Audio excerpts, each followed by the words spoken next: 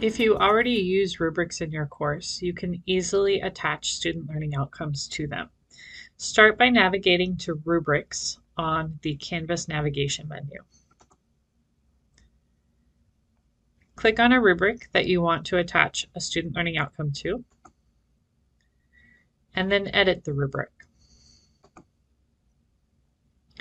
Scroll down to the bottom and click on the magnifying glass that says Find Outcome. You'll see the folder with the most recent student learning outcomes in it. And then you'll see the outcomes for your course. You can click on them to read through them to make sure you have the right one. And then you can attach it to the rubric. Now, I highly recommend that you uncheck the box that says use this criteria for scoring. This will ensure that even though the student learning outcome will appear in your rubric, it will not change the overall score in your rubric.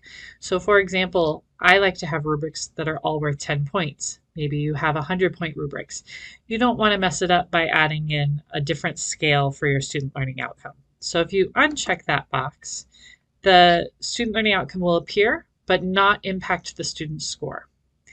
Then click Import. And now you'll see that the student learning outcome appears in the rubric. You'll notice that it has the point value associated with it here, but that does not change the total points of the assignment. So when you click on this, when you're in SpeedGrader, it will only give the students the score for the top portion of your rubric because we clicked the box, or we unchecked the box that said use this criterion for scoring. I also want to note that your scale here might be different than mine. This scale is decided at the department level. So if you want to change the scale for your student learning outcomes, please talk to your department chair. After that, update rubric. And now you have a rubric with a student learning outcome attached to it. Now I'll show you how to create a rubric from scratch. Again, we're going to navigate to Rubrics on the Canvas navigation menu. And then in the right-hand side, you can click Add Rubric. If you do not have other scoring criteria and you only want this rubric to assess an SLO, you can title it as such. Then, same as before, you find outcomes, and you choose whatever learning outcome you think is best suited for this rubric. Again, I like to uncheck the box that says use this criteria for scoring, and then press Import. Now my rubric has this SLO statement. I can get rid of the default statement that was already in there. And you'll notice that it's worth 0 points. So again, I can attach this to any assignment just for my own tracking purposes, and it does not give a grade to the student. So if you don't use rubrics traditionally in your course, this might be a good workaround to add in an SLO assessment rubric. And then maybe if you're providing, student feedback and annotations or in the comment feature on SpeedGrader, those options are still available to you, but you can also track SLOs this way. The last way I'm going to show you how to create a rubric is through the assignments.